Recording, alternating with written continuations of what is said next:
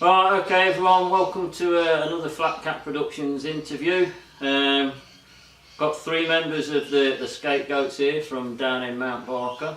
Mt Gambier. Barker, you just come to that. In fact, I'll let you guys introduce yourself, so just...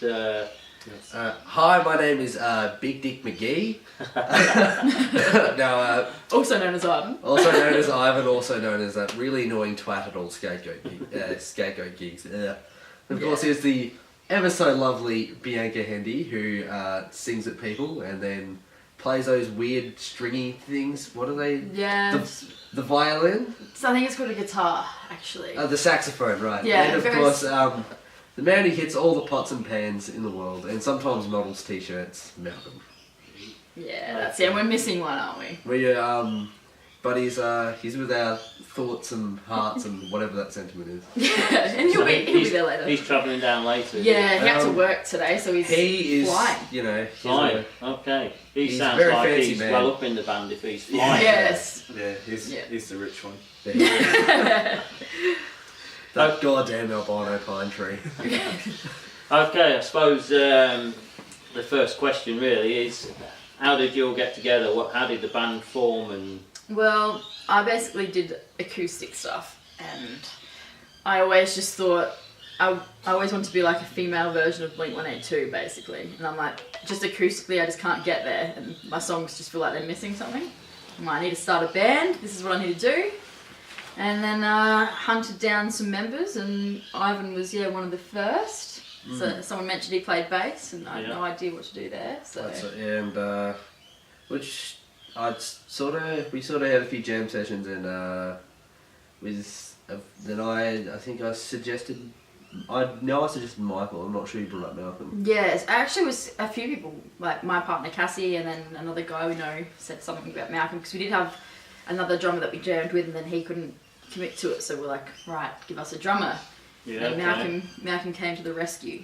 Which is good because, like personally, from like a bass to drum perspective, I click with Malcolm on so many levels. It's not fun. So it's Yeah, it was really good. And we did. There was Asnoff that started the band with us. I mean, he was the other first original one, and then he sort of moved away for love.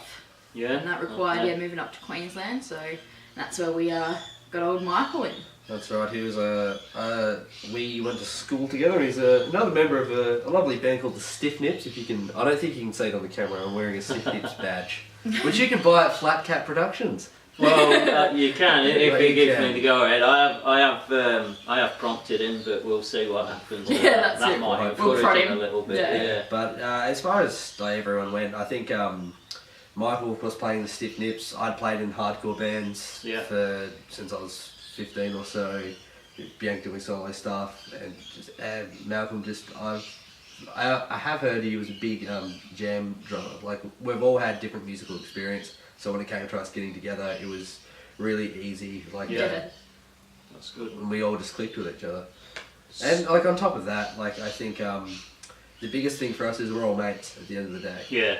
Yeah. Like it's just what makes touring and playing together so much fun. Well, I suppose if you all get on, it's it's going to work a lot better, isn't it? Yeah. So, what about the band name? Obviously, that's this is a me story. This is Simon. As you would probably have picked up, I have quite a nasally voice, and combined with hay fever, it pretty much destroys any word that comes out of my mouth. And we're sitting at Bianca's place with our original guitarist, Stephen. Shout out Stephen if you're listening. We were just trying to go through band names, and there's a band I am absolutely infatuated with called Nails. They're a power violence / hardcore band, and they have a song called Scapegoat I really like. And I was like, oh, what if we call ourselves the Skategoats? Not realising I'd said, let's call ourselves the Skategoats, and then Bianca turns around and goes, oh, sick! It's got the word skate in it. No, that's it. And I was like, it's done. Hey, what did I say? And I was like, right, that's it. We slip of the tongue and see what happens, eh? Yeah, that's we it. became the goats on skateboards. Blessing, because there's the band already called the Skategoats. Yeah, so we knocked that one. There we go. So what's the scene like down in Mount Gambier? Is there many bands down there? And there's a lot of bands. Yeah. definitely growing. Yeah. Sorry for cutting you off there. That's alright. It was really big at one stage down there because Mt Gambier is in such a prime place where it's about 1k out of being directly in the centre of Melbourne and Adelaide. And like lots of the bigger hardcore bands came through. There was a huge hardcore scene there for like maybe like 5 years. That died down massively. I think with bands like Us, Stiff Nips, Human Garbage down there in Millicent, shout out to those guys. Like I think that us as a group, as groups, you know, we're sort of helping rebuild to what it was. Well, I think you're pretty spot on there, because I mean I've been here for 11 years. And like when we've travelled through to Melbourne and stuff like that, you know, it's probably like 9 hours drive from here, something like that. And you sort of pretty much go through these little country towns, and I think, what do they all do here? Yeah. You know?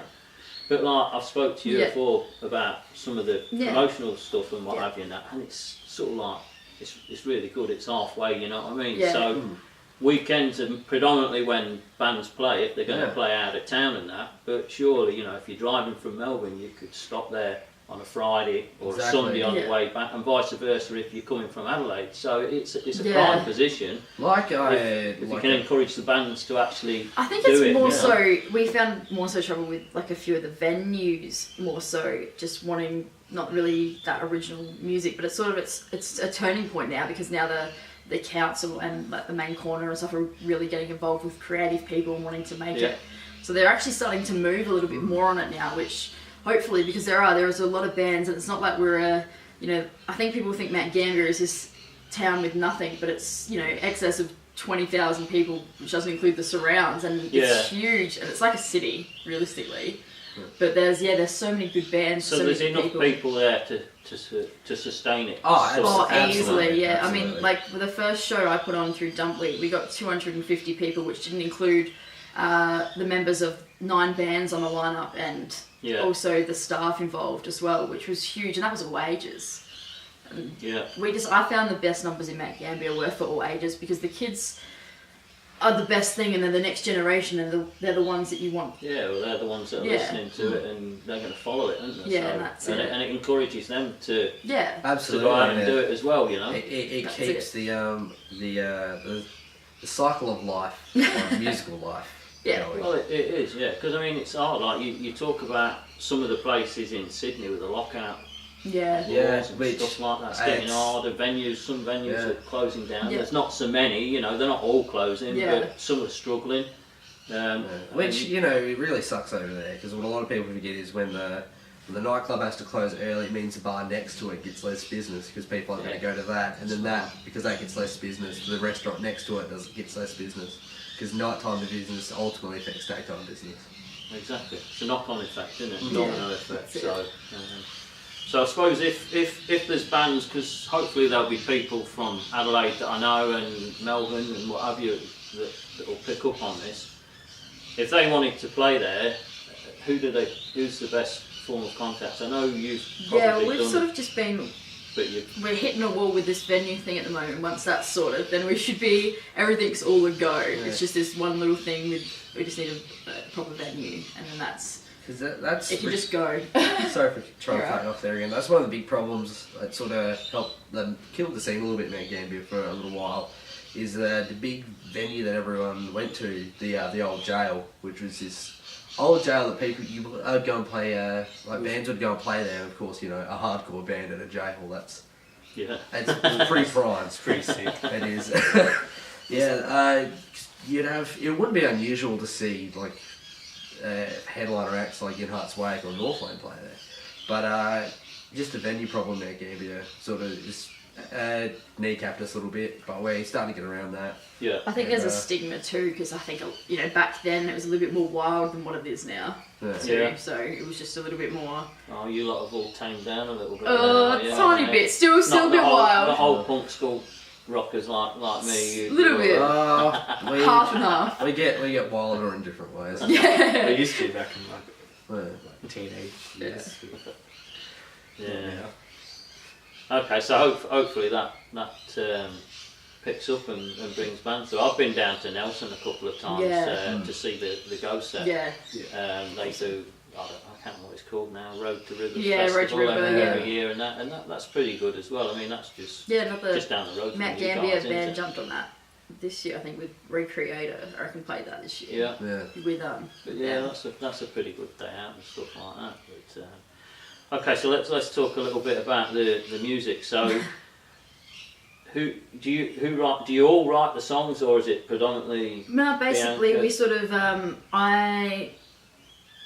it's a mixture. I might write something. Say if I write something, I'll write some guitar and some lyrics, and then I'll if I get stuck on lyrics, I've got Malcolm who also writes lyrics, so we sort of mash together, and Michael as well, and then Ivan's got his inputs as well, and then I'll take my guitar and the lyrics to the band. I'm like, right, this is what I've got, now make it good. Yeah. And then Ivan is a master of the bass, and sometimes we'll even get some guitar licks off of him from his bass playing, which says a lot. Yeah, because I'm pretty well left to my own devices for bass, which I found just completely mind-boggling, because every other band I'd played in, predominantly playing in metal and hardcore bands, it always been like, you get stuck with what you're with, but these guys sort of opened the door for me a bit, and it's like, I think I've presented maybe one guitar riff to the band, but the rest has just been me just trying to play my ass off on bass, trying to rip off Fugazi and the Smiths as much as possible. And it's, like Bianca mentioned before, if a guitarist is stealing licks and solo bits off you, then you must be doing something right. Yeah, that's fair enough, isn't it? Yeah. So, and Michael writes as well. He's got lyrics and guitar and stuff. So we all sort of, it's sort of a bit of a project. So you take the idea to the band and just see how it goes. Yeah, or sometimes Malcolm will have the guitar and the lyrics and the start of it, and then I find it easy to finish stuff if it's there as well. Yeah. So concept. Yeah, if I've got a concept, I'm normally pretty good. So do you, like the sound of the band? Yeah. Did that come sort of naturally to it? Was there a thought process, like, because you mentioned Blink 182 earlier on, and I had to listen to the one you flicked through to me, and I can see that sort of. I don't think it was really like I thought beforehand, alright, this is what I want to sound like, so I'll aim for it. I think I've just always been like that, and I've always had that style, and I always loved that style, and I always wanted to be that way. I just didn't know how to write like that, and then all of a sudden I realised that no one really knows how to write, and that I should just try. And then the songs sort of come out. But I think it's a little, it's sort of, I'm very cliche and a bit old school, so I work in a video store that does pretty well for its time. And so we, a little bit old school in that way. So I sort of channel a lot from the 90s and 2000s and make things fun and just sort of get everything from there, I think. Yeah, okay. So sort of where the sound sort of channels from a little bit. So you didn't find it like, because you've been talking about your own music background and that, so did you find it quite different coming into this sort of scenario, or? Different, but not bad. Like before, we all come from wide, varied musical backgrounds, but I think that sort of really gives us more of an organic feel. Yeah. And it helps us stay a little bit more fresh. Yeah. Which is really good for us in the long run. Yeah, I suppose you're bringing different ideas and different things to it as well, aren't you? Rather than all being in on the same thing and probably plugging out the same thing. Yeah. You know, over time, your own influences will seep through, and that's what creates original music. Because at the end of the day, if you flick on a Blink 182 record, it's like they steal stuff from Fugazi, they steal stuff from the Ramones. Everyone steals. See, I remember the Ramones. So, right, I'm going to film you guys tonight at the Cranker in Adelaide. But you've got an EP coming up that you've been recording and that. Will you be playing any of them tonight? Yeah, we'll whack them all out. Something to do. No, that's good. Well, I'll get to hear them as well. But so that will probably, is that the first time they'll have been on film as well? There's a couple that sneaky iPhone videos, but we've changed a lot of it. A lot of the songs a little bit different. So Yeah. it'd be the first time on film that they sound like this. Oh, that's so. good for me then. That's a bit. Yeah, that Flat is production. good. Yeah. No, Yes. That's great. And my first ever CD. So that's pretty exciting. Yeah, my first. First, yeah, and your second. My second or third. Yeah. I believe this will be Michael's third. Yeah. Like my first proper band. Yeah, mine too. Yeah. So That's all great, new though. to it. Yeah, no, that's good. So what's the sort of arrival date for the EP, or when are you sort of hoping to get it out there? And... Sort of heading off to do release a single and a video first, and then pop out the EP after that. But probably the next few months it'll rear its head. You'll start seeing once we've confirmed on a name and got that down packed. You'll see some more stuff coming. Yeah, we recorded the EP in very early April, late March. Yeah. Over in Melbourne with Declan White and Declan White Productions. Check that out, guys. So that went pretty Yeah, it's smoothly. pretty talented. We also managed to convince our good friend Tom Wilson, who we'd recorded with previously, to come over and help us out, and he's an absolutely talented musician in his own right. Yeah. It makes me cry every time he plays, because it's just like, why can't I be that good? It's just ridiculous. Yeah. Ivan's got a crush on me. Yeah, a just bit. a slight. I think we will do. So how many tracks can we expect? What's 5. 5? Yeah. 5 off the get-go, but Yeah, that's good. and then you've also got those other 2 singles that won't be on there that you can just have a listen to. Yeah, So okay. technically, there's 7 songs for everyone to check out eventually. And what formats? Are you doing vinyl? There is a plan to do some vinyl. There is a plan. We've got all sorts of funky plans for. Yeah, some good. cool little things. It's where, because for me especially, like when you buy like a vinyl, you've got something physical. Yeah, well, I love And- vinyls. I'm a vinyl collector myself. Like I think I have like 60 or 70, which is probably probably minuscule for a lot of people. It's still good, isn't it? You know, they sort of come back and then they die off a little bit and then they come back. But Yeah. I'm the same thing. You know, I buy something digitally and you think, It's where is it? You've You've got a vinyl, you physically got to put it on, and it's a bit more interactive with it as well. And they're not the digital format's about either. Like it's they're very convenient. But like I've always wanted to do something like really cool, like with packaging and like just have some really grouse vinyls rather, and hopefully some cassettes too. Yeah. And of course CDs. Yeah. Hopefully gonna get some t-shirt designs out there too. Yeah, nice. More badges. More badges. I can't believe they went. Yes, they went. I don't know. When did we get those? I should have worked it out. But that was pretty good. I don't know, it'd been a few months ago now, I think, wouldn't it? Yeah, I reckon it took 2 or 3 weeks, and they were. But I only realised I could do the coloured ones by accident. Yeah, that's right. I thought, right, I'll chuck a few in for you. Yeah, and then we're like, alright, let's go. Yeah. And then they went really well. So I chucked them in at work, and we had heaps of kids at school were wearing them, which was pretty cool, and a few teachers as well picked them up and was. Well, I'm thinking if I come down there now, I'm going to see people walking around, scapegoats all around. I walked into a business the other day, and I noticed a woman had one on a lanyard that she had, and I was like, because everyone at my work has one, because that's just it's compulsory because I'm the boss. So and it's part of the uniform. Yeah, that's it. And Dale Cleves, I reckon, had theirs on, and then it was I didn't even know them, and I was like, that's really cool. Yeah.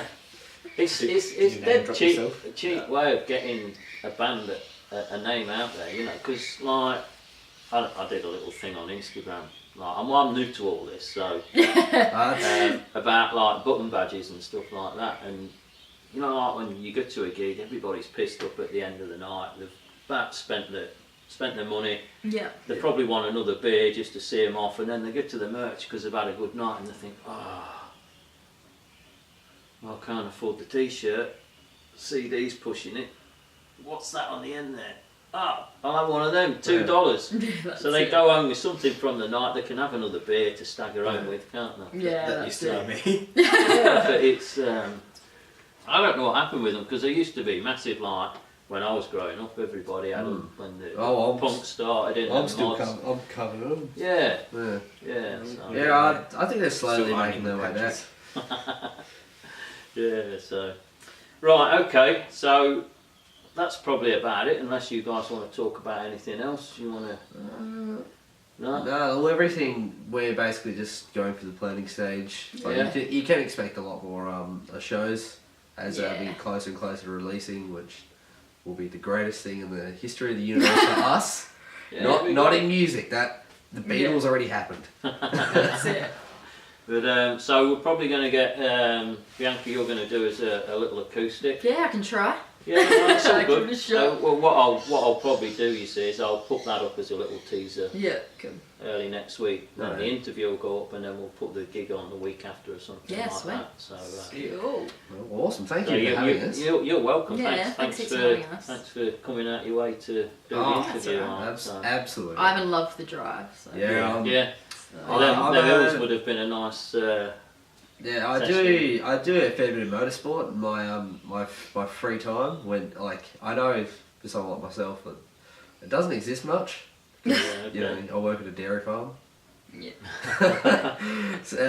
So yeah, once I get like a solid 20 minutes just to go through a whole bunch of snaky turns and try not to scare my lovely co-drivers. I was pretty happy. Yeah, no, that's good. Well, you got here safe and sound, That's so it. make sure you get to the gig tonight. And I'll just make sure I clock a tree in a row on the way there. Is that how they... Yeah. Already a legend Yeah. before we started. right, okay. Us boys are going to get out of the way, and we'll let Bianca do her little acoustic thing. So. No. Come on, Malcolm, let's have a cuddle in the corner. Right.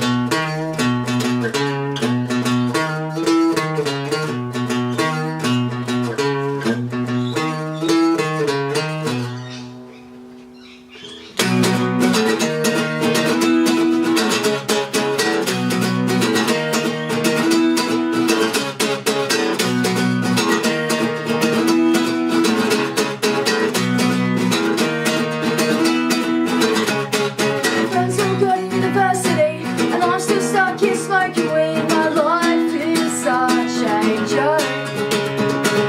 Then I'm moving on, you see, but I'm still taking ecstasy and living with my mom. Hi, Mom. I'm not the best I know. I'm not the best I know. I'm not the best I know. They wish to grill at Hungry Jack's, but Dawn just gave me the axe. My dad is going to flip. Well, I like you because it's cheap, and I still drive the same junkie because I'm a scumbag. But I wear a bum bag. I'm not the best I know. I'm not the best I know. I'm not the best I know.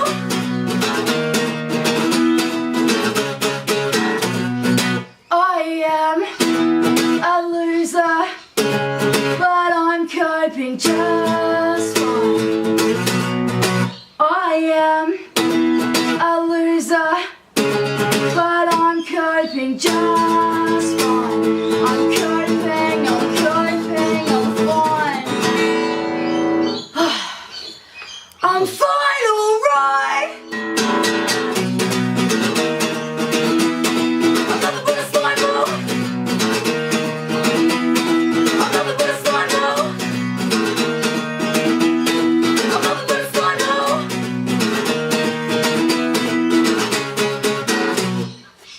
Something like that. That's great. Magic. Thank you very much. That's alright. Thank you. Well done.